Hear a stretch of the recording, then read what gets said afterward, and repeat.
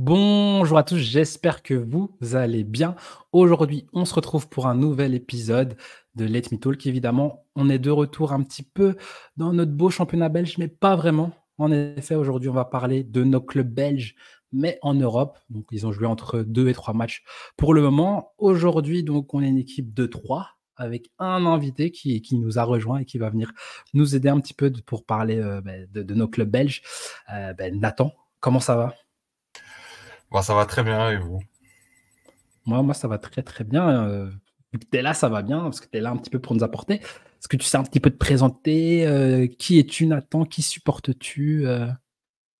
Ouais, donc moi, on me connaît peut-être sur Twitter, sur Nathan KF97. Normalement, je l'ai mis dans... C'est Ouais, mon on le voit bien. nom ici. Je suis supporter du club de Bruges. J'ai notamment un moment tenu une page pendant un certain temps sur Club Bruges FR. Peut-être certains ont encore la référence. C'était il y a quand même quelques années maintenant, 2-3 ans. Et voilà. Voilà, on voit si vous voyez comment il est sombre là, on dirait il est en noir et blanc, on dirait on est dans un flashback d'une série. Non, non, en tout cas, vraiment, merci encore à toi de venir un petit peu nous apporter ton expertise sur le club de Bruges parce que tu es le seul supporter francophone du club de Bruges que je connais. Et comme d'habitude, on a Muse. Comment ça va, Muse? Bah ça va Patrick, juste le temps est affreux, il fait super froid, mais sinon ça va, super. Et Mais toi, bienvenue à Nathan t'arrives. pour cet épisode Ouais. aussi. Toi, t'es arrivé, t'étais comme ça, comme si Ah je ouais, sais pas, je mais il n'y a pas de caillais, chauffage chez il toi? y a pas de chauffage chez moi, je crois bien. Je pense qu'il faut allumer, Je vais hein. aller voir mon daron là, je vais lui dire taper les factures ou pas là? En tout cas, on a parlé, nous, avec Nathan, parce qu'il y a une personne qui arrive en retard, je dis pas c'est qui, mais on en parlait avec Nathan. On parlait un peu du week-end foot. Toi, est-ce que Mus, t'as passé un beau week-end foot ou un beau week-end tout court? Je vais dire j'ai passé plutôt un bon week-end. Je crois que j'ai dû regarder 0 match et je pense que ça a un lien. Donc Ah, mais voilà. j'ai pas vu de message, tu t'es pas branché F1 ce week-end? Vite fait, je me suis branché vite fait, puis je crois que c'était les qualifs, ça a été annulé. Et puis Ouais. voilà, je suis sorti, je me suis dit bon, on va T'as faire autre raté chose, hein. dimanche, la Et course sous la dimanche, pluie. je sais plus ce que je faisais, mais Elle c'était était bien, dingue, je t'as pense. raté. T'as raté, t'as raté. Toi, Nathan, t'as passé un bon week-end, tu peux le dire, vu qu'on a parlé entre nous, mais pas ici en Ouais, enregistrement. un très bon week-end avec la victoire de Bruges dans la difficulté à OHL. Et surtout, en première ligue, je ne cache pas que je suis aussi supporter un peu de Liverpool, avec les défaites de City et d'Arsenal conjuguées à la victoire de Liverpool. On passe un bon week-end. Ouais, ouais, j'imagine. Mais petite question avant, c'est vrai, comment t'es tombé fan du club de Bruges? Comment ça se fait? Parce que c'est pas si souvent en Wallonie, c'est Anderlecht, c'est Standard, c'est Charleroi ou c'est des plus petits clubs. Toi, c'est comment que t'es tombé amoureux du club? En fait, j'ai toujours voulu être différent des autres, si tu veux. Moi, Hmm. j'étais dans une école à Bruxelles en primaire, et tu sais, souvent, c'est Anderlecht ou le Standard, tu vois. Et moi, cette époque-là, c'était un peu... Et Bruges, c'était quand même la top équipe qui a été championne en 2005, tu vois. Ouais, Donc, moi, j'aimais bien l'équipe avec Balaban. Vraiment, j'aimais trop le joueur, tu vois.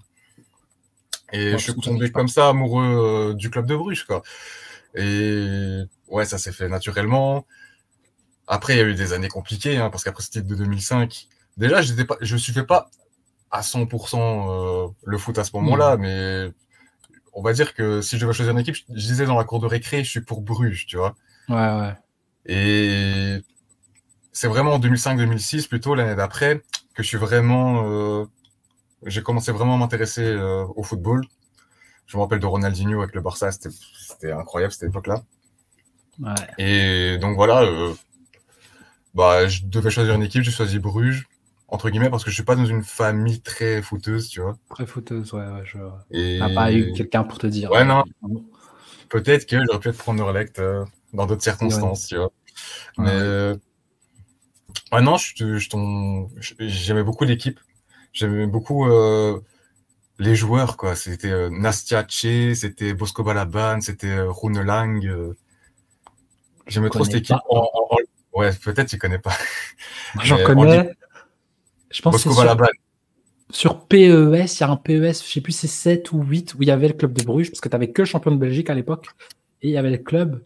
Et je me demande s'il n'y avait pas Ivan Leko. J'ai un souvenir de Mais Ivan Nico, Leko. ouais, mais il est venu après, je pense, hein, quand même.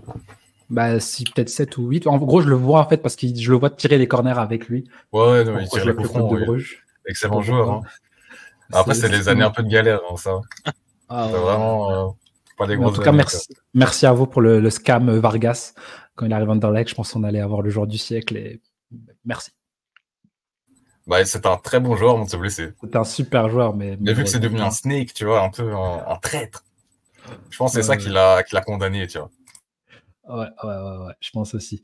Donc maintenant, on va passer au sommaire, même s'il n'y a pas vraiment de sommaire aujourd'hui, parce qu'on va revenir, comme vous avez pu le comprendre, sur la situation de nos 5 clubs engagés en Coupe d'Europe pour voir ce qu'ils ont fait, pour se projeter un petit peu sur la suite et un petit peu dire, voilà, donner les bons points. Est-ce que ça se passe bien pour eux? Est-ce qu'on s'attendait à ça ou est-ce que c'est décevant? Donc, pour la majorité, il y a eu 3 journées, sauf pour les 2 clubs de Conference League qui sont donc le Cercle de Bruges et la Gantoise qui n'ont joué que 2 matchs parce qu'en Conference League, il y a moins de matchs que dans les autres coupes européennes. Et on va commencer bien évidemment par le club de Bruges. Donc, le club de Bruges, c'est le club belge en Ligue des Champions, comme très souvent. Donc, on avait l'Union qui était en barrage mais qui s'est fait éliminer. Au niveau du tirage pour le club de Bruges, ça n'a pas été très, très, très gentil. Donc, on a eu le Borussia Dortmund, City, Sporting Portugal, Sturm Graz, Milan, Celtic, la Juventus et Villa. Donc, pour le moment, on a eu donc 3 matchs, une victoire 1-0, enfin 0-1 plutôt face au Sturm Graz et 2 défaites. Donc, à la maison face à Dortmund, 0-3 et à Milan, 3-1. Donc, le club de Bruges est actuellement 26e du classement et pas dans les 24 meilleures places. Première question, et j'ai envie de la poser à toi, évidemment, Nathan. Est-ce que le club pouvait faire mieux sur ce début de campagne? C'est un peu compliqué. On peut dire oui et non. J'ai envie de te dire, si maintenant tu regardes le calendrier qu'on a eu au moment du tirage, tu te dis combien de points prend Bruges après 3 matchs? Tu te dis 1 ou 3, peut-être, tu gagnes des points à Sturm Graz, mais Dortmund et Milan te battent, tu vois. Enfin, logiquement, tu te dis ça. Maintenant, quand tu regardes le contenu des matchs, surtout contre Dortmund, bon, il y a eu 10 premières minutes un peu compliquées, mais aller de la 10e jusqu'à la 70e minute, Bruges était la meilleure équipe sur le terrain, Onyedika était très fort et tout. Super match de Bruges. Et puis, tu as les changements qui font la différence. Tu vois. Là, tu vois que Bruges est encore un cran en dessous des tops équipes européennes. Parce que quand tu fais monter Bayern Gittens, qui te fait la différence contre Kyrian Issab, il est très fort, hein, Kyrian Issab, il a un potentiel. Moi, je crois beaucoup en lui. Mais le mec, il revient de blessure. Il a joué 10 minutes le week-end après je sais pas combien de temps de blessure. C'est compliqué, tu vois. Enfin, évidemment qu'il va prendre le bouillon contre quelqu'un comme Bayern Gittens. Et donc, tu perds le match 0-3, que c'est un peu sévère, mais c'est peut-être la dure loi de la Ligue des Champions, tu vois. Contre Milan, c'est un peu pareil. Tu fais une entame de match extraordinaire où en 15 minutes, tu as 4 occasions de marquer un but et t'en mets 0 parce que tu as un grand gardien de l'autre côté et tu n'arrives pas à faire la différence. Eux, ils marquent sur une erreur, on peut le dire, hein, parce que Mignolet, c'est un corner rentrant. Il doit faire beaucoup mieux. Puis tu as Onyedika qui prend une rouge. Forcément, tu peux être déçu du contenu des matchs parce que tu avais la possibilité de mieux jouer. D'ailleurs, quand on prend une rouge contre Milan, je pense que jusqu'à la mi-temps et 15 minutes après, on est encore vraiment très bon. Hein. On fait une bonne prestation, on va égaliser notamment et tout. C'est compliqué. Après, ouais, à 10 contre 11 contre une équipe contre Milan, évidemment, c'est compliqué. Mais ouais, t'avais des bonnes choses. Et c'est pas suffisant contre ce genre d'équipe. Faut être plus tueur. Ouais, j'avais noté que contre ce genre d'équipe, quand la défense te fait un cadeau, tu dois pouvoir en tirer profit. Ce qu'on n'a pas réussi à faire parce que je pense que c'est le gros problème de Bruges sur ce début de saison. C'est la finition. Il te manque un vrai neuf pour tuer les erreurs des autres. On a vu notamment contre Anderlecht, Gand, également en championnat. Ouais. C'est notre problème. Toi, Muse, pareil un petit peu que Nathan, c'est toi un petit peu. Ouais, je suis d'accord avec Nathan dans le sens où le club de Bruges, bon, ça a beau être le meilleur club de Belgique, mais en Europe, surtout en Ligue des Champions, il faut ce petit truc en plus où tu montres que voilà, que si tu es en Ligue des Champions, c'est que tu es légitime. Et face à des grandes équipes comme c'était quoi, Milan, tout ça. Dortmund, Quand ouais. Porto, bientôt la Dortmund. Juve, Dortmund, excuse-moi. Dortmund, Dortmund bientôt. Donc, ce genre de match, Ouais. quand tu as des cadeaux, faut les saisir parce que tu n'en auras pas 10. Et moi, je pense que Igor Thiago, il n'a pas été bien remplacé. Et dans ce genre de match-là, un Igor Thiago où tu lui fais un cadeau, et un club de Bruges qui mène ou qui revient au score, ça pourrait aider largement. Donc, c'est dommage. Et le tirage qu'ils ont eu, il est assez vache parce que là, je regarde, tu as encore des gros matchs. Tu as Ouais. City, tu as la T'as Juve, Villa. tu as le Sporting, tu as Aston Villa. C'est quoi? Ouais. C'est Cette demain? semaine. C'est Ouais. cette semaine. Donc, bon, ils ont déjà pris 3 points. Ce qu'ils peuvent espérer, c'est obtenir un résultat à domicile, mais ça va être très compliqué déjà contre Aston Villa. Ouais, parce que leur Donc, chance, je pense, c'était d'avoir le Dortmund qui est l'équipe, je pense, la plus faible du chapeau 1, la même s'ils étaient Ouais, finalistes, et que surtout qu'ils les recevaient à la maison. Mais au final, 0-3, après, ouais. ouais. Moi aussi, ce que j'ai envie de dire, par rapport à ma propre question, c'est en fait, dans le sens, tu disais Dortmund-Milan, c'est des équipes qui sont plus fortes que toi, mais tu les as reçues dans des situations. On voit Dortmund, leur début de saison qui est vraiment pas fameux, même si en Ligue des Champions, ils ont, à part le Real Madrid, ils ont été quand même tapés, que ce soit à Bruges où ils ont été écrasés totalement le Celtic. Tu as aussi Milan, on voit, pour suivre la Serie A, pas du tout, je suis absolument pas Serie A, mais je suis Milan FR sur Twitter, c'est une catastrophe, ils n'arrêtent pas de se plaindre de Fonseca, Leao est sur le banc. Et en fait, tu l'as vu dans le match, c'est vrai, comme Nathan l'a dit, j'ai pas regardé tout le match face à Dortmund, mais les périodes que j'ai vues, tu voyais, ce que j'aime bien chez Bruges, c'est une équipe qui en Europe, elle n'est pas complexée. Peu importe l'adversaire, elle va jouer. On l'a vu les années précédentes face au Real Madrid, où aucun complexe, où ils vont faire, je pense, c'est nul au Bernabeu. Nul à Bernabeu, 2-2, je crois que c'était. Ouais. 2-2. Donc on l'a vu, on sait, l'Atlético, le Bayer Leverkusen, c'était pas ce Bayer Leverkusen, mais quand même, il y a eu Porto, la victoire 4-0. Ouais, 0-4. 0-4 là-bas, premier but de Noussa en Ligue des Champions. Donc c'est une équipe qui montre qu'elle n'a pas de complexe, mais là, je ne vais pas répéter, mais je vais quand même le faire. Ce que Nathan a dit, c'est le manque d'un tueur au club de Bruges. Tu parlais de Thiago, après je sais pas Thiago. Je me souviens que l'année passée, je me souviens d'un match en Coupe c'est d'Europe. qu'il était aussi très irrégulier, tu vois. Quand il voulait marquer, il le marquait, mais quand il voulait pas marquer, il allait pas, il te marquait rien du tout. Mais il a une période, Thiago, vraiment entre novembre et mi-février, je dirais, au moment où on annonce son transfert, il était vraiment injouable. Il marquait vraiment tous les matchs, doublé, triplé, quoi. Tu te souviens son match face au Beşiktaş? Ouais, mais triplé, c'est là où ça le lance. Hein. Non, je te parle du match, le premier match, à domicile, je pense. Où vous faites une match je me rappelle de ce match où on devait le gagner tous les jours et on prend un bête but à la fin. Quoi. Parce que je me souviens, j'avais été sur émission de l'époque, le noyau dur, et il fallait choisir un petit peu la chef de la semaine. Moi, j'ai pris Thiago parce que je me souviens, face au Beşiktaş, ça avait été une catastrophe dans le sens où il doit sortir du match avec, je sais pas, 2-3 buts. Et tu vois plein de mauvais choix. Je me rappelle, tu l'avais fusillé. Ouais.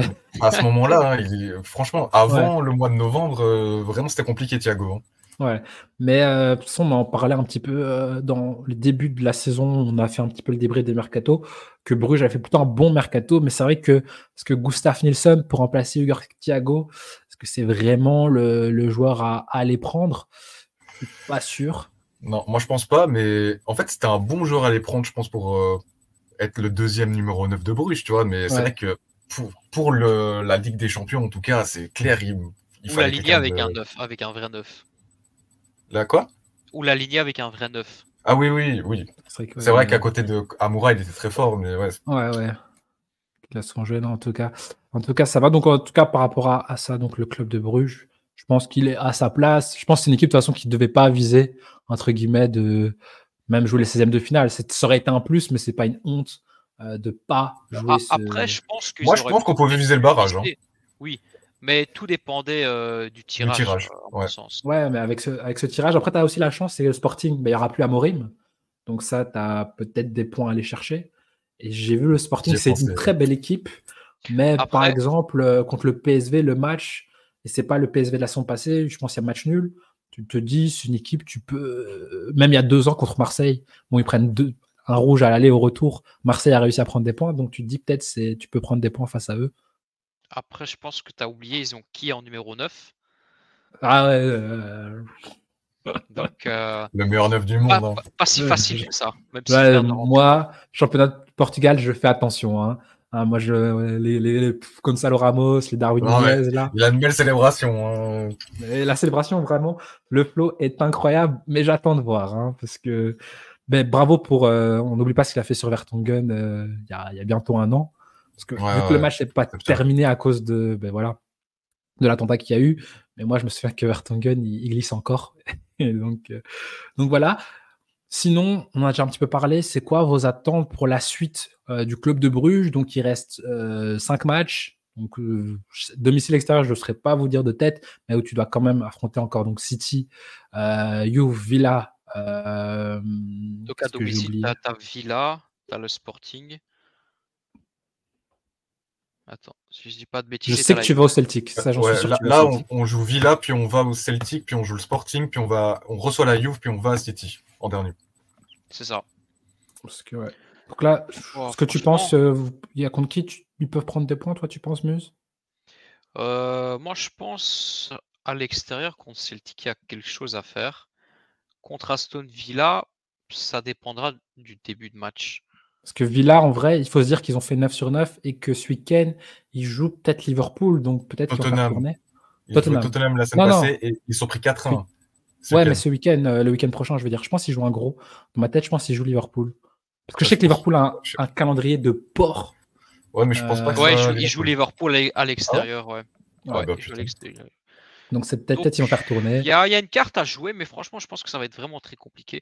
Moi, je vois plus le club de Bruges prendre 1 ou 3 points contre le Celtics et après, ça va être très très dur, que ce soit contre le Sporting, la Juve ou City. Après, Milan City n'a plus de joueurs pro apparemment. D'après Guardiola, il n'y a plus de 13 joueurs pro. Donc, après, City, je sais pas, le match se joue quand? C'est au mois de janvier, donc je pense qu'entre-temps, ils recrutent 200 ou 300 attaquants au milieu de terrain.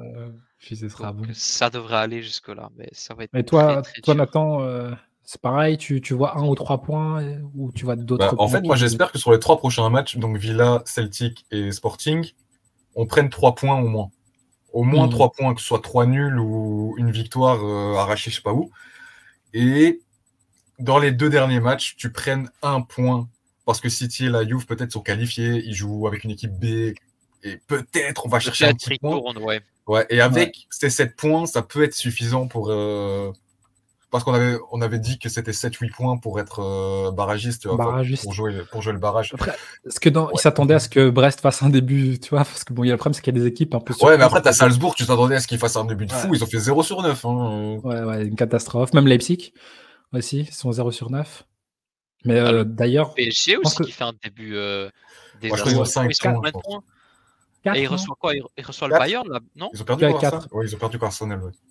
Ils reçoivent... ils vont à l'Atlético. Ouais, l'Atlético. Mais eux aussi, ils ont un gros calendrier, hein, le PSG. Ah oui, ils ont le plus gros calendrier. Mais en tout cas, moi, si je regarde un petit peu, je pense que Sporting, vu la situation d'entraîneur, tu peux aller chercher des points.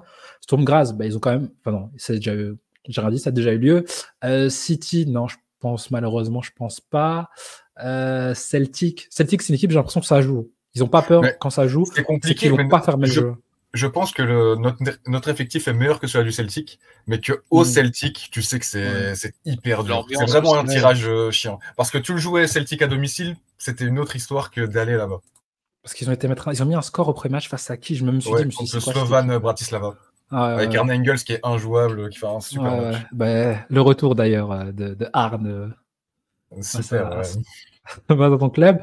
La Juve aussi, j'ai quelques doutes. Je me dis, est-ce que tu peux pas prendre un point? Parce que la Juve, c'est une équipe, il y a du bon, mais tu vois que c'est une équipe un peu en process. Face à Stuttgart, ils se sont fait allumer.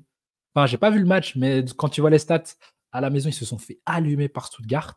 Donc je me dis, il y a moyen. Et Villa, peut-être, si ça fait tourner. Après, le problème que le remplaçant, c'est Douran qui marque face à tout le monde. Donc voilà. Ouais, la Juve, en fait, c'est un peu comme Milan, j'ai envie de te dire. Il y a quelque chose, mais si tu fais pas la différence au bon moment, tu vas te faire punir et tu prends 0 point, quoi. Donc, il faut vraiment marquer les buts quand il faut, quoi. Ouais, je suis tout à fait d'accord. Est-ce que vous avez quelque chose à rajouter sur le club de Bruges, ou on peut passer maintenant au club suivant? À l'Union, c'est ça. Petit rajout, parce qu'on parle beaucoup du club de Bruges, mais il y a aussi une compétition annexe qui est la Youth League. Et le club Next, pour l'instant, a 3 points, 3 matchs nuls. Ils sont fait rejoindre à la toute fin contre Dortmund et contre Milan. Et je pense vraiment qu'il y a un truc à jouer cette année parce qu'il y a quand même des super joueurs comme Kaye Foro, Jesse Da Silva et Jesse Bizou. C'est des super joueurs, des gros prospects pour la Belgique. Ouais. Et j'espère vraiment qu'ils vont passer le prochain tour. Et donc c'est le même format que. C'est le même format, il n'y a pas les 2 derniers matchs, donc ils ne jouent pas la Juve et ils ne jouent pas City. Il n'y a que 6 matchs. Ok, ça va. Merci. Donc maintenant, on va passer non pas à l'Union, mais à un autre club bruxellois, donc le Sporting d'Anderlecht, évidemment. Donc Anderlecht en Europa League après leur 3e place. Donc au niveau des adversaires tirés, on a eu donc le Fenerbahçe, Ludogorets, Sociedad, RFS. Je ne sais pas s'il y a un nom complet pour ce club, mais ce que j'ai vu sur SofaScore. Ouais, on a Porto, on a le Slavia Prague, on a Plzen et on a Hoffenheim.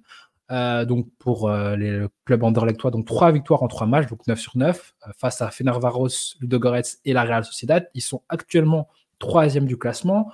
Première question, est-ce que vous êtes surpris par le début de la campagne européenne des Mauves?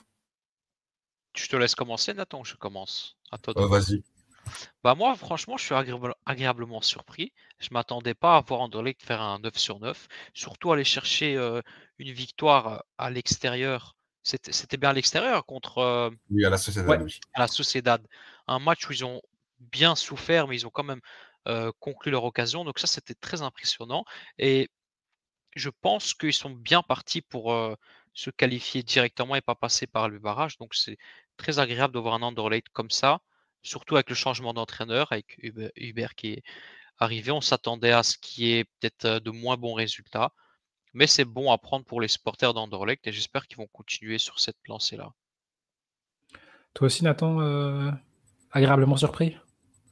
Surpris, oui et non, parce que Anderlecht a souvent fait des bonnes performances en Europa League, hein, malgré les saisons compliquées en championnat, ils ont toujours répondu présent. Même si c'est vrai que, vu le début de saison, tu t'attendais pas à ce qu'ils soient si forts, notamment la Sociedad, où ils font même tourner un peu l'effectif. Hein. Je pense qu'il y avait Tristan de Greve qui était titulaire. Ouais, il y avait Vasquez. Et si tu fais jouer Vasquez, c'est que vraiment tu fais tourner. Ouais, donc vraiment, ils ont fait un super match là-bas. Contre Ferencváros et Ludogorets, bah, Ferencváros, c'est quand même un match compliqué. Hein. On connaît peut-être pas trop ce club, mais c'est quand même un bon club. Et Ludogorets, tu devais les gagner. Et ils ont fait le travail, tu vois, ils ont pris 6 points contre ces équipes-là, donc vraiment parfait. Là, tu vas jouer contre le club letton. Donc, tu as moyen de faire 12 sur 12. Vraiment, c'est très, très bien hein, ce qu'ils font. Je suis vraiment très surpris, ouais. Ouais, moi, de mon côté, ouais, pareil que vous. Moi, je suis quand même surpris par rapport au contexte qu'il y avait autour d'Anderlecht. Évidemment, changement de coach. Je vois là que je pense qu'il arrive pour Charleroi, David Hubert. Donc, il fait Charleroi, Ludogorets. Non, Fenerbahçe plutôt, Dender, Real Sociedad. On en avait parlé avec Basile dans une émission où moi, j'avais prédit. En gros, je pense que j'avais dit Dender, ça perd. Et Ludogorets. Non, j'avais dit Dender, ça gagne plutôt. Et que Ludogorets, c'est Sociedad. Fenerbahçe, pardon, ça ne gagne pas. Et au final, assez surprenamment, ils ont fait nul contre Dender et ils ont été gagnés là-bas. Moi, je trouve ça, c'est surprenant, surtout à la Sociedad. Après, la Sociedad aussi, il faut le dire, ils n'ont pas mis leur 11 titulaire non plus. Mais bon, en deuxième mi-temps, c'était le 11 titulaire. Ouais, ça fait monter je pense que la Sociedad les a sous-estimés sur ce coup-là, parce que au fur et à mesure du match, Anderlecht pouvait vraiment les punir. Il y a des actions, je pense que je me suis arraché les cheveux. Mais on aurait pu finir en 3-1, 4-1. Donc, et je vais pas citer le nom du terroriste qui a raté. Est-ce qu'il était buteur dans le match? Est-ce qu'il était buteur? Peut-être. Théo Léoni, c'est ça? Non, pas que lui. Donc non, mais moi en tout cas, bonne surprise Anderlecht. C'est vrai comme Nathan l'a dit, c'est une équipe qui en Europe arrive toujours à se mettre au niveau, parce que c'est vrai que la saison où Rimmer arrive, ils font, je sais plus c'est quoi, c'est quart de finale de conférence contre la Z, où je pense que c'est d'ailleurs, moi je suis convaincu que c'est à cause de la blessure de Yari qui passe pas plus haut, parce que je pense qu'il gagne le match aller et au retour il craque et au tir au but, ouais. Et enfin, en tout cas on voit que le match ils ont souffert, hein, parce qu'ils n'arrivaient vraiment pas à... Il y avait le lien entre le milieu et l'attaque, ils n'arrivaient pas, et malheureusement, en regardant le match, j'attendais juste à quand la Z va finir par marquer. Mais et voilà, Anderlecht prend exemple sur normalement son ennemi juré de Bruxelles, qui était l'équipe qui, on va dire, faisait un petit peu plaisir en Europe. Ils ont décidé de le faire à leur place. Mais non, vous en avez déjà un petit peu parlé. C'était donc, on s'attend à ce qu'ils se qualifient. Donc pour vous, là, c'est acté. Donc Anderlecht doit et va se qualifier sans même passer par les barrages. Je dirais pas que Anderlecht va, mais je dirais plutôt qu'Anderlecht doit. Parce qu'il faut encore chercher une victoire. Et tu as un match contre, si je me trompe pas, c'est Porto, où ça va être aussi compliqué. Mais si tu as déjà un 12 sur 12, je pense que tu es assez bien et tu peux jouer un peu l'esprit plus tranquille, je dirais. Ouais, prochain match, c'est face à RFS. RFS, le club qu'on connaît Là-bas, pas. le club Bien laiton là, dont il parlait, qui. Ils avaient la flemme de faire un nom complet. Ouais, Ça doit être apparemment. Riga quelque chose. On l'appellera RFS. Toi, Nathan, pareil, Anderlecht doit. Top 8, franchement, j'ai pas envie d'imposer le fait qu'ils doivent être top 8, tu vois, c'est compliqué. Parce que t'as vu les clubs qui restent dans la compétition. T'as du Manchester United qui a raté son début, mais tu t'es pas à l'abri que sur les 5 prochains matchs, ils fassent 15 sur 15, tu vois. Alors que Anderlecht, bon, ils ont pas le calendrier le plus difficile, faut se le reconnaître. Hein. Ils jouent RFS, bon, il y a Porto et Hoffenheim qui est compliqué. Il y a Prague aussi. Ouais, il y a 2 clubs tchèques qui sont des bons clubs. Hein. Slavia Prague, c'est un très bon club qui a battu l'Union. Mais j'ai pas envie de leur imposer, enfin me dire que s'ils font pas top 8, c'est un échec. Mais ouais, ils ont les moyens de le faire, quoi. Vu les débuts et tout, il y a moyen qu'ils le fassent. Donc c'est le Riga Footballa Scola, le nom complet, d'après Wikipédia. On s'en dormira moins bête.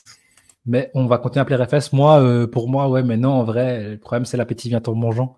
Quand tu as fait 9 sur 9, ce serait quand même dommage de ne pas te retrouver dans les 8 premiers. Surtout que tu as la chance. On peut dire d'un côté que Manchester peut faire 15 sur 15. Tu as la chance, un club comme Manchester, actuellement, il n'a pris que 3 points sur 9. Changement d'entraîneur. Ouais, je pense que c'est Mus qui disait. Non, je ne sais plus si c'est Mus ou Nathan qui disait qu'ils avaient aussi un bon tirage. Je pense que c'était Nathan. Ouais, ils ont un bon tirage. Ouais. Donc c'est vrai qu'ils ont quand même eu voilà, comme on disait, comparé à l'Union, par exemple. Ouais, comparé à l'Union, on parlera. Les clubs tchèques, des bons clubs qui, même si Plzen, j'ai l'impression que ça fait longtemps que j'avais plus entendu parler de Plzen par rapport aux 2 clubs de Prague.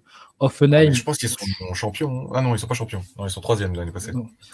Offenheim aussi. D'ailleurs, ça m'étonne de voir Offenheim. Si tu m'avais dit qu'ils étaient en Bundesliga 2, je t'aurais cru parce que Offenheim, ça fait longtemps. Ouais, t'abuses. Mais c'est un club qui a été très mal géré à un moment. Il y a 2 ans, ils étaient tout proches de la relégation, je me rappelle, mais l'année passée, ils ont fait quand même une bonne saison. Après, peut-être que je confonds Offenheim et Hertha Berlin parce qu'ils jouent en bleu, on ne sait pas. Et que ça le commence logo par se ressemble aussi. Parce que c'est ça. Parce que j'ai l'impression qu'Offenheim, ouais, je pense que les deux ont eu des soucis, mais c'est le Hertha qui a fini par descendre. Et ancien club de Kasper Dolberg, d'ailleurs. J'espère que c'est Offenheim et pas le Hertha. Ouais. Mais donc, ouais, moi, je pense que maintenant, il faut viser tout simplement la qualif directement. Et puis, tu auras, comme on a pu voir ces dernières années. Ça dépend le tirage après, quoi.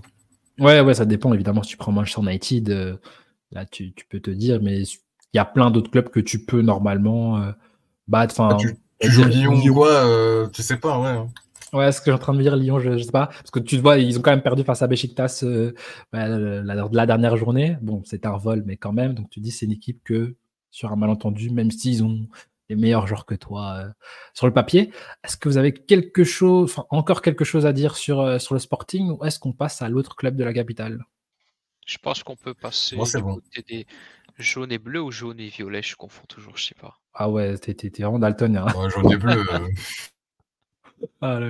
Donc on va passer maintenant évidemment à l'Union Saint-Gilloise qui est de nouveau en Europa League après justement l'élimination lors de la phase préliminaire de Ligue des Champions. Donc au niveau du tirage, on a eu pour l'Union Fenerbahçe, Bodo Glimt, Midtjylland, la Roma, Twente, Nice, Braga, Rangers. Ça change un petit peu du tirage du Sporting d'Anderlecht.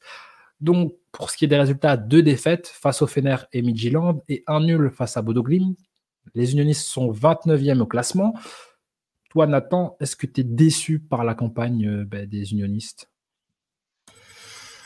C'est compliqué de répondre à ça parce que tu sais que c'est un club qui est monté il n'y a pas si longtemps en D1, il y a 3 ans. Ok, ils nous ont habitués ces 2 dernières saisons à faire des top parcours européens. Mais il ne faut pas oublier que ça reste quand même un club, je peux pas dire un nouveau club sur la scène européenne, mais presque, quoi.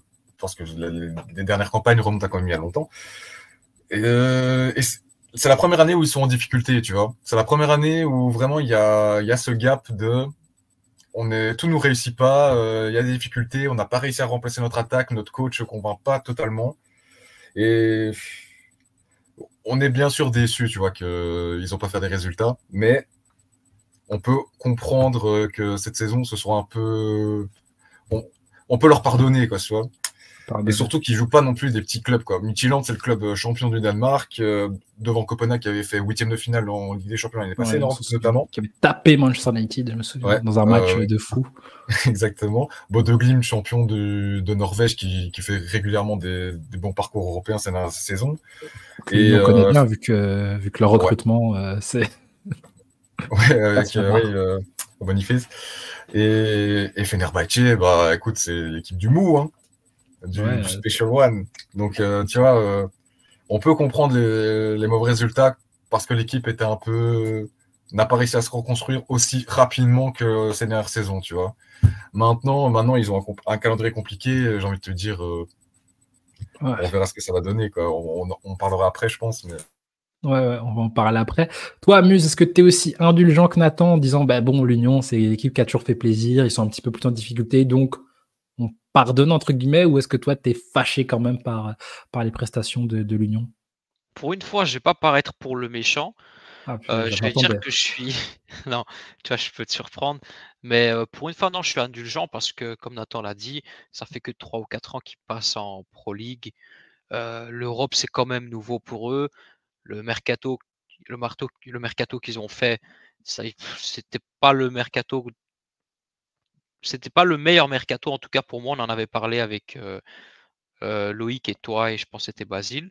Je disais que j'étais déjà déçu. Donc cette saison, je m'attendais pas à grand chose en fait de leur part, que ce soit en Europa League ou s'ils étaient en conférence. Donc moi, cette saison, je les pardonne parce que je pense que le travail au niveau du mercato était mal fait. Donc fallait pas s'attendre à grand chose. Donc surtout que là, les adversaires, c'est pas les petites équipes du village. C'est des champions de Danemark, Norvège. T'as la Roma, t'as le Fenerbahçe du M, comme moi, Mourinho. Donc non, je les pardonne et c'est tout à fait normal s'ils ont une baisse de régime. Tu peux pas être tout le temps au sommet. Là, c'est la pente. Et j'espère juste qu'ils vont bien retomber sur leurs pattes comme les chats. Ouais, je pense que leur objectif cette année, c'est le top 6. Tu vois, ils sont tellement en difficulté qu'ils vont viser le top 6 en Belgique et s'ils doivent un peu délaisser l'Europe, ils vont le faire, je pense. Ouais, surtout qu'ils n'ont pas l'effectif pour performer cette saison en Europe. Donc, qu'ils se concentrent plutôt sur la Pro League ou sur la Coupe de Belgique et c'est déjà bien. On leur en voudra pas. Ouais, moi, je suis d'accord avec vous. Là, je regarde un petit peu. Au final, c'est vrai. Moi, je pense en fait que l'anomalie, c'était les saisons précédentes, du moins en Europe. Normalement, une équipe qui performe en championnat, il lui faut un petit temps pour s'habituer et performer en Europe. L'Union, elle est arrivée direct, elle a performé en Europe. Et elle a fait, enfin voilà, elle a éliminé l'Union de Berlin, elle a éliminé Francfort, juste l'année passée. Et quand tu vois Francfort cette saison, ce que ça donne, même si c'est pas le même Francfort exactement, mais voilà, enfin il y avait les mêmes joueurs quand même. Enfin, Ekitike était déjà là, Marmouche était déjà là. Mais bon, il y avait pas Arthur Théâtre, c'est peut-être ça la différence. Mais en tout cas, moi, je n'ai pas envie de leur en vouloir. Même l'année passée, en vrai, ils avaient eu déjà des difficultés quand même dans la phase de groupe où ils finissent derrière Toulouse. Et là, la difficulté contre Lask, ils avaient perdu 3-0, je me rappelle. Ouais, je m'en souviens. Donc c'est une équipe qui avait déjà eu des difficultés en phase de groupe l'année passée, mais qui donc était redescendue en Conference League et là avait pu performer et arriver donc en 8e, parce que là chez eux il y avait les 16e. Donc moi au final, comme vous, je vais être. Ils ont fait kiffer, donc on peut les laisser au moins une. Pardonne, tu vois. Tranquille. Si ça avait été au hasard le KRC Gang qui fout la honte chaque année, tu vois, j'aurais peut-être été un petit peu moins indulgent. Ouais. Mais vu que c'est l'Union, on peut pardonner. Après, c'est dommage. Moi, je pense que c'est face à ces clubs que tu veux plus prendre des points que face aux suivants, mais on va en parler juste après. Je sais qu'il y a un match frustrant, je pense face à Bodo Glimt, où je pense que tu dois gagner ce match. Tu devais gagner, ouais. Ouais, que tu dois le gagner. Fenerbahçe, même si c'est une équipe qui n'est pas, entre guillemets, incroyable en termes de jeu, c'est une équipe de Mourinho, c'est une équipe qui t'a battu en plus, mais il y a même pas, il y a quelques mois, qui a des individualités. Enfin, bon, le mercato, ils ont été chercher Nessiri, t'as Dzeko, t'as Tadic, t'as Fred. Bon, t'as quand même des individualités de très haut niveau. Mais voilà. Et maintenant, donc, pour se projeter sur la suite, est-ce que toi, Mus, tu as quand même un espoir qu'ils peuvent quand même remonter à accrocher une qualif? Remonter, accrocher une qualif, je pense pas, mais peuvent aller chercher grand maximum 6 points. Mais franchement, ça va être dur, hein. Je regarde un peu les adversaires. Les seuls adversaires où je me dis, vas-y, pourquoi pas, ce serait peut-être Twente, mais ça à l'extérieur, il faudrait vraiment qu'ils soient très solides, très compacts, très solidaires entre eux, qu'ils fassent les efforts. Mais bon, ça va être très dur, ou à la limite, Nice. Nice, Mais, ouais. Ouais, Nice, mais voilà, franchement, c'est dur. J'ai pas beaucoup espoir. Et comme on a dit, on leur en veut pas. toi, Nathan, pareil, tu as du mal à penser qu'ils peuvent remonter et se qualifier même en barrage? Bah écoute, c'est quand même une compétition assez compliquée, hein, quand tu vois les clubs qui sont qualifiés, leur calendrier. Ouais, on va dire quoi, ça va être compliqué d'être en barrage, c'est pas impossible, hein, il suffit quoi de 7 points pour être potentiellement y aller. Donc une victoire contre Twente et Nice par exemple, c'est pas impossible, tu peux y être. Mais je pense pas que ce soit leur principal objectif actuellement. Ça va plus être le championnat. Et ils vont peut-être faire tourner en Europe. Et comme Anderlecht l'avait fait à la Sociedad, ça peut leur réussir, hein, on sait jamais. Donc, on va dire que si je devais parier, je ne parierais pas qu'ils sont en barrage. Mais il y a un monde où ça le fait, quoi. Après, attention, les gars, il y a le retour de Loïc Lapoussin, hein. Ah, c'est vrai. Je pense qu'il a arrêté de faire la fête là, il se concentre plus sur le foot. Donc, c'est fini à Poppins. Pourquoi pas. Mais parce qu'après l'Union, je suis frustré parce que c'est une équipe, j'ai l'impression, il lui manque pas grand-chose parce que j'ai vu pas mal de matchs surtout aux autres grosses équipes du championnat où en fait tu vois que c'est devant qu'il manque. Enfin, pour moi, face à Anderlecht, c'était la meilleure équipe sur le terrain. Et au final, parce que devant, t'as pas cet attaquant qui justement stade comme t'as eu Amoura, comme t'as eu l'autre là qui fait très fort. Ouais, Ivanovic. Ouais, Ivanovic, Franjo, quelque chose. Ouais, il est très fort, lui. Il est vraiment très fort. Moi, dès sa rentrée face à Anderlecht, j'ai compris, j'ai vu qu'il avait un truc en plus. Et je sais plus contre qui il met un but. Contre nous, il met un superbe but. Ouais, c'est contre vous, juste. Donc, je me dis que on sait jamais s'il y a ce déclic. Mais en fait, j'aurais dit oui s'ils avaient le calendrier d'Anderlecht, où ils jouaient tous leurs matchs en République tchèque comme s'ils étaient en championnat de République tchèque. Mais là, vu les adversaires, non, Twente, j'y crois pas, honnêtement. Nice, je vois le niveau d'Evan Guessant en Ligue 1, ce qu'il peut faire il est exceptionnel. J'ai l'impression qu'il joue avec ses enfants à chaque fois, ce qu'il peut faire à la défense. Enfin, je vois un duel avec McAllister. J'ai un petit peu peur. À la limite, Rangers. Parce McAllister, il va faire une prise de judo, t'inquiète pas, ça va le calmer. Hein. À la limite, peut-être les Rangers, parce que j'ai lu tantôt, je pense, chez les copains de joueurs belges, qui disaient qu'il y avait quelques petits soucis du côté de l'équipe de Philippe Clément, un petit peu ouais, c'est pas top. C'est pas top, les Rangers cette année. Organisationnel. Donc là, je me dis peut-être les Rangers. Après, je pense que c'est le dernier match, si je l'ai mis comme ça dans la liste. Donc, si c'est le dernier match, ça va pas servir à grand-chose. Enfin, ça risque, si tu prends tes 3 premiers points là-bas, voilà. Donc, est-ce que vous avez quelque chose à rajouter sur l'Union? On peut passer à nos 2 derniers clubs qu'on a vus beaucoup de fois. Bonne chance.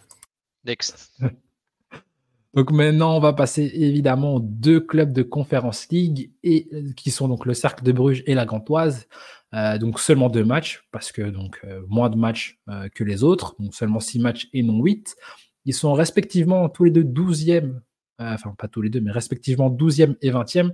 Et pourtant, ils ont chacun une victoire et une défaite. Donc ça montre à quel point, après 2 journées, au final, il n'y a pas vraiment de différence en termes de résultats, mais dans le classement, ça peut te mettre vraiment à un bout à l'autre du classement. Bon, on ne va pas rentrer en profondeur comme les deux autres clubs en parlant de clubs dont on ne connaît même pas l'existence. Mais pour se concentrer sur d'abord le Cercle de Bruges, le deuxième club préféré de Nathan. Voilà, qu'est-ce qu'on peut un peu dire sur le Cercle de Bruges qui revient en Europe après, je ne sais même pas si ça avait déjà été en fait. Ils avaient été déjà dans les qualifs, mais est-ce qu'ils avaient déjà été dans une poule? Je pense pas. Ouais, j'ai l'impression d'avoir tweeté sur c'est la première fois de mémoire, j'ai l'impression. Mais est-ce que le Cercle de Bruges, est-ce que déjà être là, ils ont déjà gagné un match, est-ce que la campagne est réussie ou maintenant il faut viser un peu plus haut? Non, c'est pas du tout réussi pour l'instant. Quand tu vois les adversaires qu'ils vont encore affronter, s'ils se font éliminer, c'est un gros échec. Hein. Ils doivent vraiment atteindre le prochain tour, au minimum les barrages. Et le top 8, vu la défaite un peu bête à Reykjavik, c'est un peu compliqué, c'est un peu compromis, mais normalement, ils devraient viser au moins les barrages, quoi. Et en barrage, vu la gueule de la compétition, excusez-moi, mais il n'y a vraiment pas de club. Là, t'as le Betis, la Fio et Chelsea, et derrière, c'est pas ouf, quoi. Et là, t'as pas de club qui redescendent d'Europa League maintenant, donc vraiment, c'est vrai. Il y a ça aussi. En plus, c'est vrai que, je me souviens, on se rend pas compte que le Cercle a affronté en barrage une équipe de D2 polonaise. C'est exceptionnel, ça. C'est exceptionnel. Et ils ont failli se faire remonter. Hein. Là, le match retour, ils en prennent 4. Ça finit 7-5 sur la confrontation globale. Mais voilà. Moi, vraiment, Nathan, si tu me dis qu'ils doivent se qualifier, moi, honnêtement, vu que je ne suis pas trop la Conference League, moi, je pensais que juste gagner, c'était bien. Mais c'est vrai que, vu les adversaires du Cercle que je n'ai pas nommés, assez bizarrement, pourquoi? Parce que ils vont jouer LASK, là maintenant, qui est comme une bonne équipe, mais qui ne fait pas une bonne saison cette année. Ils vont jouer Hart, qui est une équipe qui, il y a quelques années, était très forte en Écosse, mais cette année, je pense qu'ils sont dans les derniers aussi, tu vois, donc c'est prenable de fou. Et j'ai noté quoi? Olympia Ljubljana et Basak Şehir qui vient de se prendre 5-1 contre un club slovène, tu vois. Donc, moi, je pense allez, si tu me dis que s'il y a 7 points pour se qualifier, 7-8 points, ils doivent les prendre, quoi. Déjà, ils ont déjà 3 points, ils vont le faire, quoi. C'est vrai que je vois l'Olympia sont avant-dernier. Non, c'est pas l'Olympia, c'est Hearts, pardon. J'ai vu, ils sont avant-dernier du championnat écossais avec 7 défaites. Donc c'est vrai qu'en 12 matchs, donc c'est vrai que de ce point de vue-là, ce que tu dis prend sens. Toi, Muse, est-ce que tu as quelque chose à rajouter par rapport au cercle de Bruges? J'ai rien à rajouter, sauf le fait que si Bruges n'arrive pas à se qualifier ou passer Faut dire le cercle. le cercle, excuse-moi, Censure, ça m'a perturbé. Parce que en fait, c'est la liste, là, je regardais le classement, je vois des clubs que j'ai jamais vus de ma vie. C'est choquant. Et les adversaires du cercle, franchement, même sur FIFA, je sais même pas s'ils sont dispo. Donc, ce serait une énorme faute professionnelle si le cercle n'avance pas un peu plus loin dans cette compétition-là. Surtout que, comme vous avez dit, il n'y a plus les clubs d'Europa League qui sont repêchés ici. Donc, avec un peu de chance, tu peux vraiment aller loin si tu évites les Chelsea, tout ça. Donc, si tu es du bon côté du classement, franchement, il y a de quoi aller chercher un bon gros quart de finale. Donc, c'est vrai. Surtout qu'ils les ont invités en plus dès la phase comment on appelle maintenant? La phase de quoi? De qualification, je sais plus. Ils ont un nom. Préliminaire. Je parle maintenant la phase. Les barrages. Non, pas les barrages. La phase qu'ils sont en train de jouer maintenant, c'est la phase. Parce que c'est plus phase de poule. La phase de championnat, j'ai envie de dire. Championnat, le mini-championnat. C'est la phase de qualification. Cercle doit absolument, que ce soit pour le coefficient belge ou pour eux-mêmes, ils doivent absolument aller chercher le maximum de points. Après, pour les défendre, ils n'ont pas un effectif hyper développé pour jouer sur 2 compétitions. Il faut vraiment leur trouver des. Je suis d'accord avec toi, mais les clubs face auxquels ils vont jouer, c'est pas mieux. En termes de qualité totalement. Ou sur le papier, je sais même pas s'ils sont vraiment pros, ces joueurs-là. T'as vu. Là, ce qu'ils ont battu l'Union l'année passée, par exemple. C'est vrai. Surtout que, comme on voit un club, le club là écossais, peut-être qu'ils vont pas jouer à fond le match en se disant le match le plus important c'est ce week-end parce qu'on doit se sauver parce qu'on n'est pas en MLS, le championnat n'est pas fermé. Enfin, j'espère. Voilà. Et c'est vrai aussi le Cercle qui a vécu une saison plutôt compliquée, on va dire, pour être gentil. Là, ça va un petit peu mieux depuis quelques matchs, depuis 3 matchs en fait. Ouais, depuis vraiment 3 matchs. Donc, à voir. Depuis qu'ils ont perdu à Reykjavik.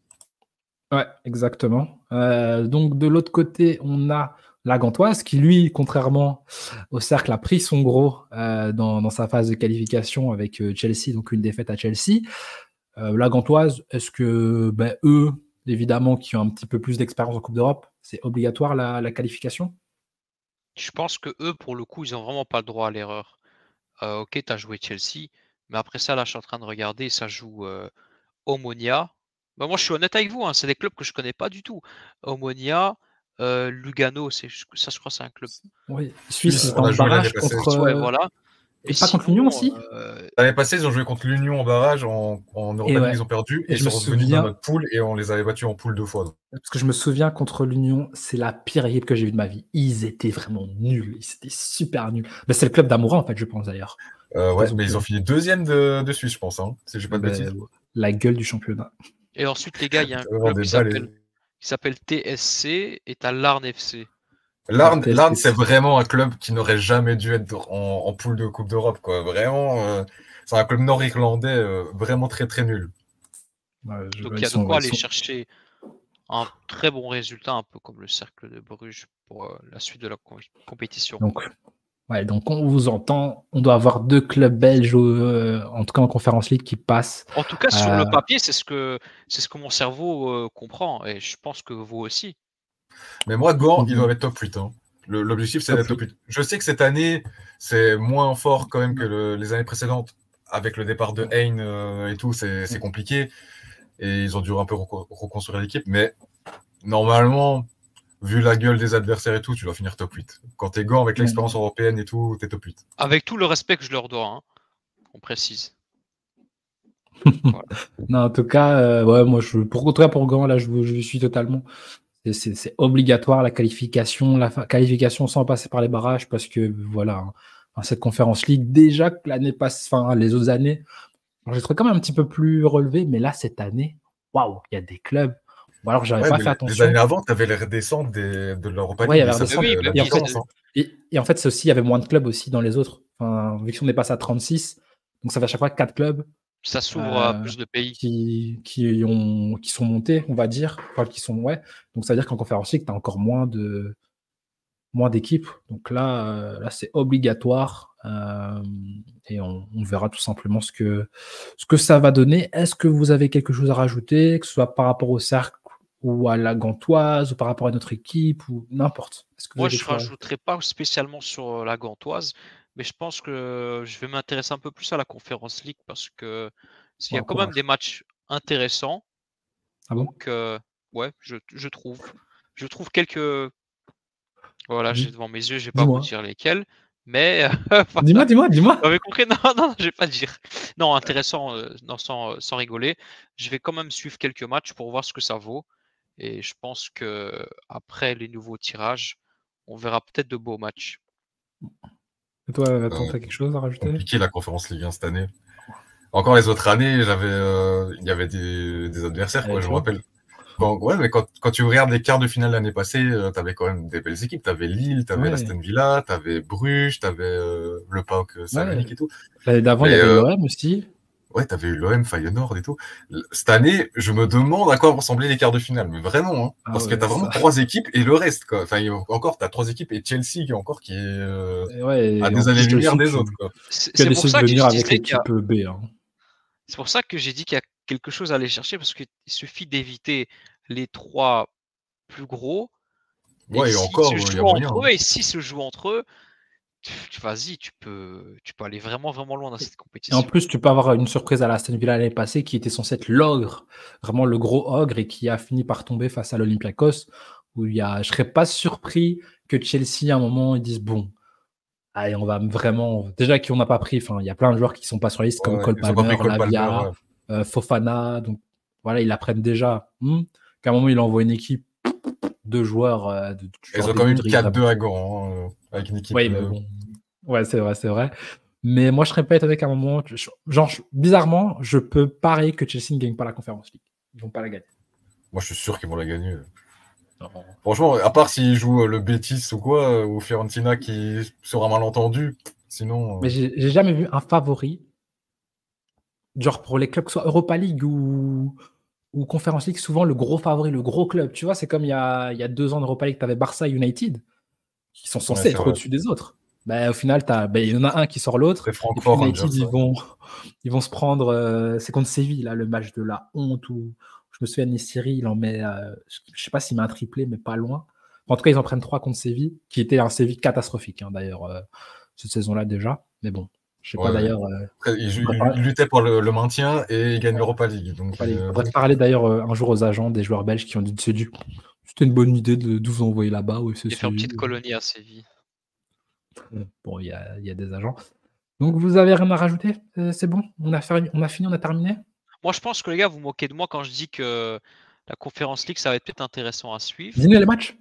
Moi, j'aime bien la Conference League, hein, mais cette année, ça a l'air encore moins relevé que les autres années. Alors après, j'aime bien un petit Panathinaikos contre un Lask Linz, ça peut être intéressant à regarder. Après, les gars, je pense que c'est quand on s'attend à rien qu'on peut être surpris. Donc, qu'est-ce qu'on a à faire? C'est pas faux. Je vais pas allumer la télé, j'espère que je serai surpris. Hein. Mais je promets de pas passer. Franchement, si je passe un jeudi soir devant la Conference League, je me poserai des questions sur ma vie. L'année passée, j'ai fait ça tous les soirs, moi.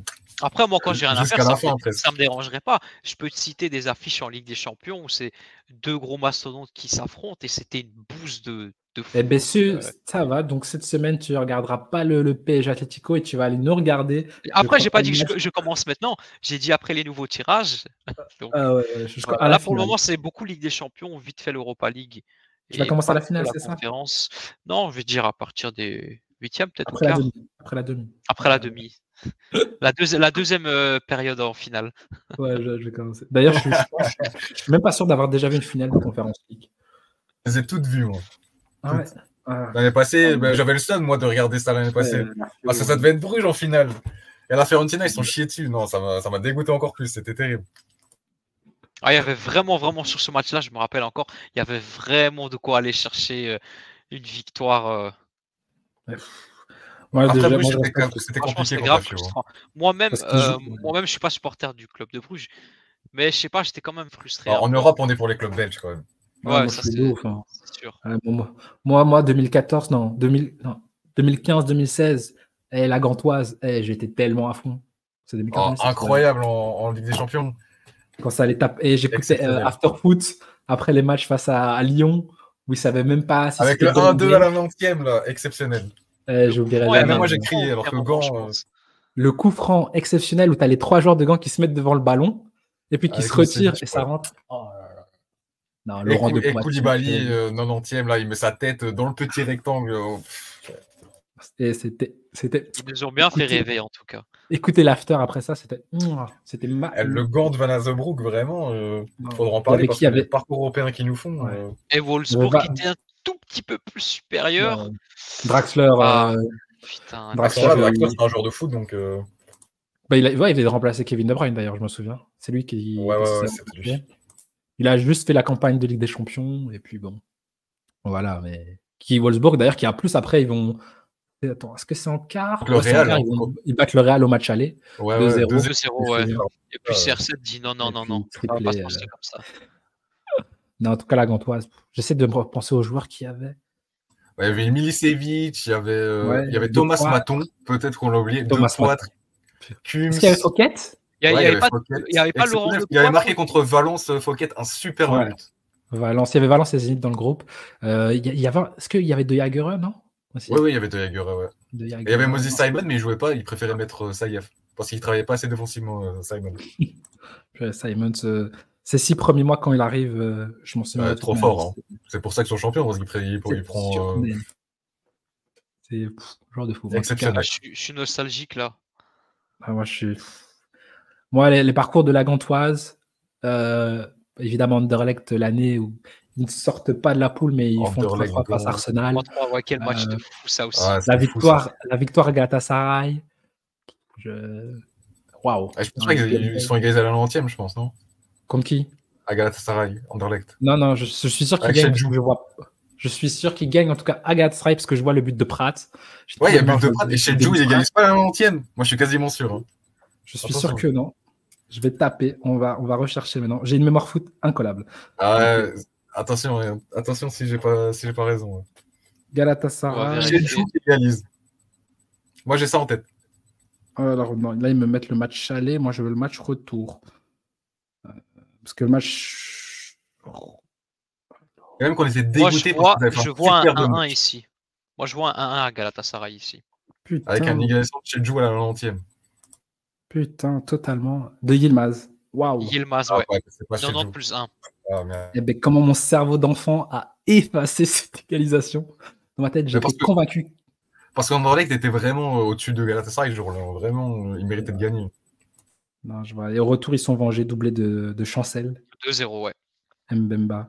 Dans l'équipe, Kampong, Andy Kawaya, là. Purée. Mais là, ils vont en Europa League derrière et ils vont en 8e, je pense. C'est le match, c'est cette année-là qu'il y a le match contre l'Olympiakos avec la fameuse phrase de Marc Delire qui traite l'arbitre de tous les noms, là, République bananière, etc. Non? Je suis pas sûr parce que cette année-là, je me souviens le maillot, c'était le maillot fluo et il y avait Djuricic. Et je suis pas sûr que Djuricic, il ait joué avec des champions. Ouais, mais il arrive en hiver, Djuricic. Ah, ça, c'est vrai aussi. Mais c'est peut-être pas cette année-là, hein. Peut-être juste n'importe quoi. On va regarder Anderlecht Olympiakos. Je me souviens d'Olympiakos Anderlecht en Ligue des Champions. 3-0, de triplé de Mitroglou. Voilà, exceptionnel. Et le match retour où il y a 3 penalties, Proto il en sauve 2 et puis c'est Mitrovic au goal. Ouais. Ça. Donc non, c'était en 2016. C'était en 2016 l'Olympiakos. Ça va. Alors, avec un doublé de Franck, putain, Franck Akan. L'émission qui se transforme en concours de souvenirs. Donc voilà, on a. On peut continuer ça après, mais là, on va évidemment terminer l'émission. Tout d'abord, un grand merci à Nathan pour être venu nous épauler et nous apporter toute son expertise pour l'émission. C'était un plaisir vraiment. Tu reviens quand tu veux. Franchement, c'était au top. Et merci à toi, Muse, comme d'habitude. Tu seras toujours présent. Et un très grand plaisir d'avoir rencontré Nathan. J'ai vraiment bien aimé cette émission avec toi. Beaucoup de connaissances en foot, bon délire. Et Patrick, comme d'habitude, le boss. Hein. Ouais. En tout cas, on espère que ça vous a plu. N'hésitez pas. Bon, je l'ai dit sûrement trop tard au niveau timing de l'émission. C'est la 57e. Je pense que la plupart des gens, ils ont terminé. Donc, n'oubliez pas de vous abonner, de liker. C'est important, de partager tout ça. Parce qu'il y a toujours trop le pourcentage de gens qui regardent sans être abonnés. J'ai l'impression que je suis un YouTuber. 80% des viewers. Ouais, c'est ce que je vois aussi. Je vois 80-85%, les gens ils sont même pas abonnés. Je me demande comment ils tombent sur nos vidéos. Peut-être ils cliquent, mais ils s'abonnent pas. Mais abonnez-vous, bande de radins, c'est gratuit. Abonnez-vous, c'est gratuit. Ça nous donne beaucoup de force. Commentez aussi, n'hésitez pas à commenter. On lit tout avec attention. Et sur ce, on vous laisse. Ciao. Ciao.